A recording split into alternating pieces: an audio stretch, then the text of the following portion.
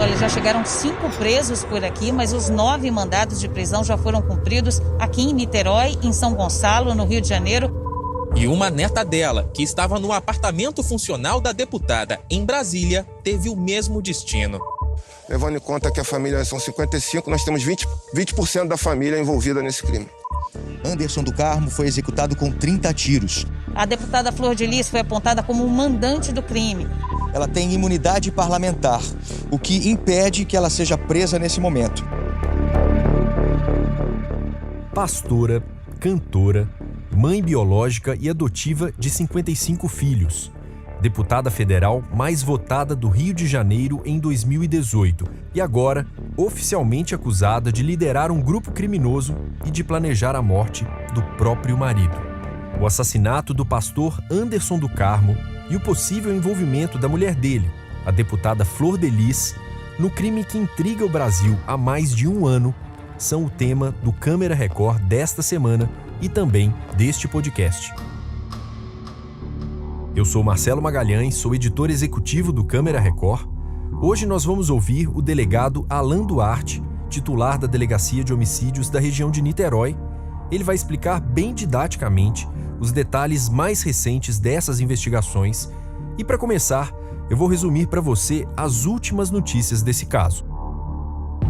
Na segunda-feira, 24 de agosto, a Polícia do Rio concluiu o inquérito sobre o assassinato do pastor Anderson do Carmo. 3 suspeitos já estavam presos desde o ano passado, entre eles 2 filhos do pastor e da deputada Flor de Lis. E na segunda, foram presas mais 7 pessoas, outros 5 filhos do casal, uma neta e a mulher de um dos detidos anteriormente. A polícia concluiu que a deputada Flor de Lis é a mentora do crime e teria convencido os filhos a participarem do assassinato. Vamos ouvir então o delegado Alan Duarte em entrevista ao repórter Diogo Menezes.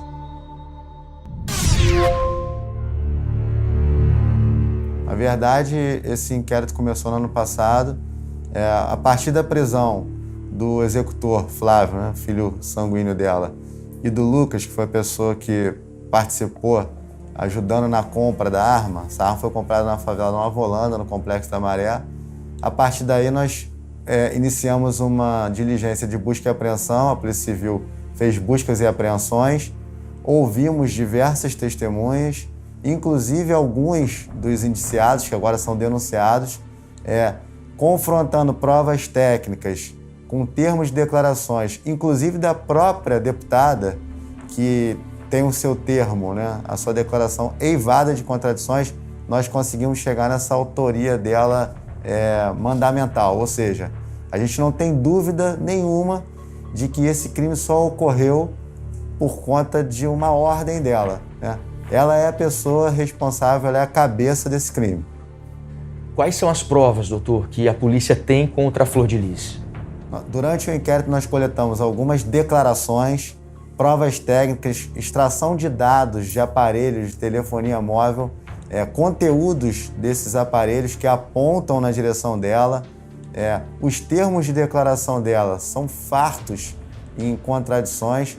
Então a gente chega à conclusão agora ao final que ela foi a responsável, a grande responsável por arquitetar, planejar o plano criminoso. A deputada Flor de Lis tem outra versão para a morte do marido. 2 semanas depois do crime, ela falou com o nosso mestre, Domingos Meirelles, naquela que foi a entrevista mais longa que ela deu desde então. Foram 117 perguntas em mais de 3 horas de entrevista e nessa conversa, ela descreveu assim a noite do assassinato de Anderson do Carmo. Aí viemos cantando no carro, ele batia no volante, ele gosta dessas coisas, e contando do que a gente tinha vivido naquela noite, que tinha sido uma coisa especial entre nós dois, entre o casal, né? A gente vinha caçoando do que a gente tinha feito, brincando. Atravessamos a ponte. A gente estava muito feliz. Passou na minha frente, do lado que eu estava, uma moto com 2 caras de casaco e com capô, que não dava para ver o rosto, O da traseira estava segurando e a outra mão estava solta, mas não estavam armados. Depois que chegamos ali no outro posto, nós seguimos, eu não os vi mais, então eles não estavam assim, seguindo a gente. Nós entramos normal na nossa garagem. Aí ele abriu a porta da traseira do carro para pegar a mochila dele. E aí na porta eu ainda falei para ele, cara, fecha a garagem. Para ele fechar a garagem. Porque ele, às vezes, tinha costume de subir para depois da janela fechar a garagem. Era a coisa dele. Deram 4 tiros seguidos, né? Pá, pá, pá, pá, pá, pá, pá. E não houve mais nenhum barulho. O que a senhora achou quando ouviu aqueles tiros? Parecia dentro de casa. Parecia dentro de casa. Parecia. O barulho... A gente já estava acostumado a ouvir tiros aqui. A polícia do Rio afirma que nunca encontrou qualquer indício dessa moto que teria seguido o carro do casal e que a morte do Anderson do Carmo foi, segundo as investigações, uma encenação tramada por Flor de Lis. O delegado Alan Duarte diz que ela usou a família para cometer o crime e descreve o papel de alguns dos presos: os filhos Flávio Rodrigues e Lucas dos Santos, as filhas Marzi Teixeira e Simone Rodrigues e a neta Rayane dos Santos. Vamos ouvir mais um trecho da fala do delegado. Ela, na verdade, usava um modus operandi de tentar se ocultar. Ela usava pessoas interpostas para colocar à frente o plano criminoso dela. Ela, em poucas ocasiões, falava diretamente com os pretensos executores. Então, ela utilizava, geralmente, a filha Marzi e a filha Simone para tentar convencer ou o Flávio ou o Lucas a matar o pastor. Então a gente tem algumas conversas de aplicativo em que demonstram que ela tramava esse plano já há algum tempo. Por 2 vezes ela tentou assassinar o pastor, uma vez com o uso de um pistoleiro e a outra vez tentando convencer um dos filhos. Na oportunidade em que ela tentou contratar um pistoleiro, ela tentou contratar esse pistoleiro através da Rayane. A Rayane combinou um preço, um dia e uma hora para que o pastor fosse assassinado na frente da igreja. Então foram várias tentativas, né, doutor? Isso começou há quanto tempo atrás? Na verdade, a gente tem uma ideia vaga de quando começou, né? O primeiro marco seria em maio de 2018, onde nós tivemos a comprovação da primeira internação dele com esses sintomas. A partir daí, nós diligenciamos no hospital, onde ele ficou internado por pelo menos 6 vezes, tanto da Polícia Civil quanto do Ministério Público, e eles foram unânimes em dizer que aqueles sinais apresentados pelo pastor eram compatíveis com sinais de intoxicação por veneno do tipo arsênico. Como esse plano inicial de envenenamento ela não obteve êxito por circunstâncias alheias à vontade dela, em razão do socorro que foi prestado, ela passou a arquitetar um plano mais agressivo, o de matar a vítima com emprego de arma de fogo. Em uma das conversas com um dos filhos, a gente nota que o intuito dela era de fato matar, porque ela se nega a se separar para não desonrar o nome de Deus, para não decepcionar o público, os fiéis dela. Então ela opta pela situação mais radical, que é matar, tramar a morte do próprio marido. Mas por que uma mulher mataria o próprio marido? E como os filhos e a neta concordariam em fazer parte disso?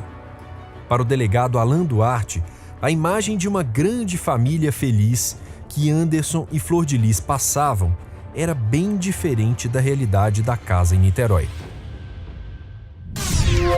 Ela vendia essa imagem para o público em geral, de uma família feliz, unida, mas na verdade dentro da casa havia uma espécie de apartheid. Os filhos adotivos, filhos afetivos, eram tratados de forma diferente. Dormiam em quartos amontoados, tinham uma alimentação absolutamente diferente dos demais. Ela inclusive mantinha uma despensa e uma geladeira no cômodo onde ela dormia, com produtos diferenciados. O vestuário era absolutamente diferente para esses filhos E as quantias dadas a esses filhos em espécie, para que eles pudessem usufruir na rua ou em qualquer outro lugar, eram valores também diferenciados. Na verdade, o pastor Anderson do Carmo, ele era o grande cérebro da família, ele era o gestor, né? Ele geria a carreira artística, eclesiástica e política da Flor de Lis. E ele levava a família com punhos de ferro. Ele era quem controlava e geria a parte financeira e ele controlava com rigor também os conflitos intrafamiliares. Isso provocou a ira da primeira geração. Ela, como figura pública, se sentiu injustiçada por não poder administrar essa parte financeira e se sentiu injustiçada também porque ela queria prestigiar essa primeira geração dela, oferecendo uma alimentação diferente, lazer diferente, vestuário, quantias em espécie. O inquérito traz ainda uma série de informações que desconstroem radicalmente essa imagem de um casal religioso e que vivia em harmonia. Segundo a polícia, integrantes do Ministério Flor de Lis, igreja conduzida pela deputada e pelo marido, e até filhos dos dois, afirmaram em depoimento que tanto Flor de Lis quanto Anderson teriam envolvimento sexual com outras pessoas, inclusive dentro da própria família.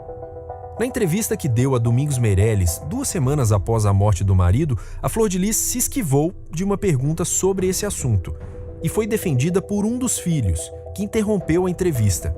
Era Adriano dos Santos, um dos presos na última segunda-feira. A senhora era apaixonada pelo Anderson? Ou durante essa sua vida, às vezes passaram outros, vamos dizer, outros corações batendo mais perto da senhora? Não. Eu era apaixonada pelo meu marido. Eu admirava. Eu acho que o que rega o amor é a admiração. Mútua, né? E eu acho que tanto ele me admirava muito e eu admirava muito o meu marido. E eu era muito dependente dele. Aí a polícia, não sou eu, que coloca, e talvez houvesse até uma espécie de uma atração de uma menina pelo Anderson, o que também seria natural, já que ele não é o pai de fato. Não, aí não. Foi a polícia. Ela não precisa responder, se ela nem vai. Agora tá tudo bem, tudo bem. Então a gente não faz essa pergunta. Não. Eu sou filho dela. Você é o... Não importa.